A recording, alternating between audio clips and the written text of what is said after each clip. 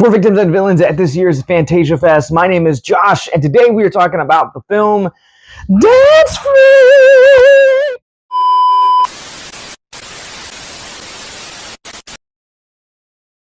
Dance Free tells the story of a man named Obi that kind of finds himself at the cross sections of a government experiment that goes wrong when a doppelganger with a fever for dance comes into the picture. This was one of my 5 most anticipated movies from this year's Fantasia Fest, and this movie, for the most part, did not disappoint. If you guys have been following Victims and Villains for any length of time, you know that I am such a sucker for surrealist films and filmmakers like David Lynch. I talked about it at length during this year's review for Backrooms, which is, to this day, my favorite film of the year, but that's another story for another video.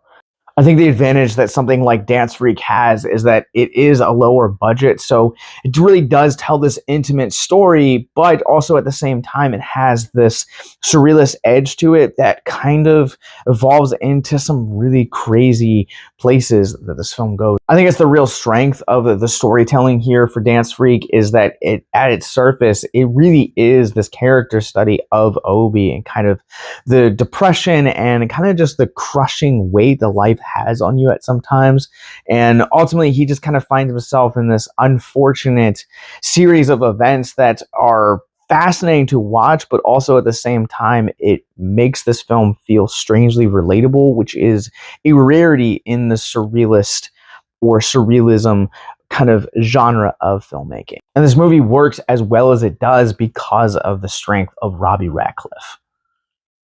And I know to a lot of you guys that name might not necessarily mean anything, but to those that have had the privilege of seeing Dance Freak, you know exactly what I'm talking about. That Robby is the guy that is not only playing both of the dual leads within this film with the quote-unquote the Dance Freak as he is labeled, but also our protagonist Obi, but he's also one of the directors, he's the editor, and also the writer on this picture.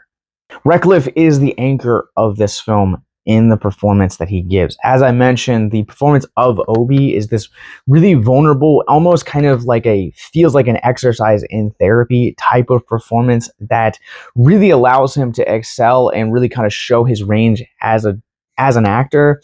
And then you have the Dance Freak, and the Dance Freak kind of allows him to kind of channel this Looney Tunes meets almost Twin Peaks type of energy that is really rare to find in a space like this, but it really does work. It really takes the film to new heights. Some of the cast that shows up here really did surprise me. That's what I love about these little indie darlings, is that indie film, anybody can show up and you're just kind of along for the ride here. And they show up in these really weird spaces, but yet really give it all. And even for 10 minutes of screen time, you're gonna remember them.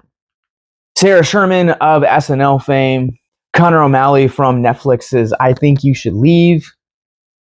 But at Stavro is Halkias that really does make the scene-stealing cameo here. He plays kind of the big boss of Obi here, and he only has a handful of scenes, but they are the most entertaining scenes throughout the film's first act, not to mention some of the funniest moments as well.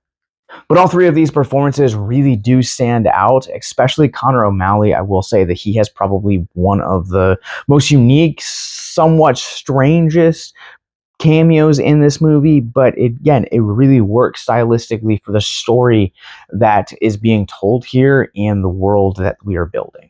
I love the black and white aesthetic here. I know I've talked about how this movie reminds me already of David Lynch from its narrative perspective, but also stylistically, this movie just kind of felt like Eraserhead as well. The black and white leaning into the surrealism and just how bizarre this movie does get at times really does work, and definitely reminded me of early Lynch, not just Eraserhead, but some of his short films as well. I will say for the most part, the pacing of this film is done really well. It has this really good, consistent pace where you're kind of just along for the ride. The third act is kind of where the pacing slowly kind of starts to fall apart. The bigger the world kind of gets, the more trouble the pacing has kind of keeping up with the grand scale of the story that's being told. And that's kind of the caveat of Dance Freak, is that it is this really intimate character study, but as the world kind of expands, kind of feels like it expands a little bit too fast to kind of keep up with this pacing,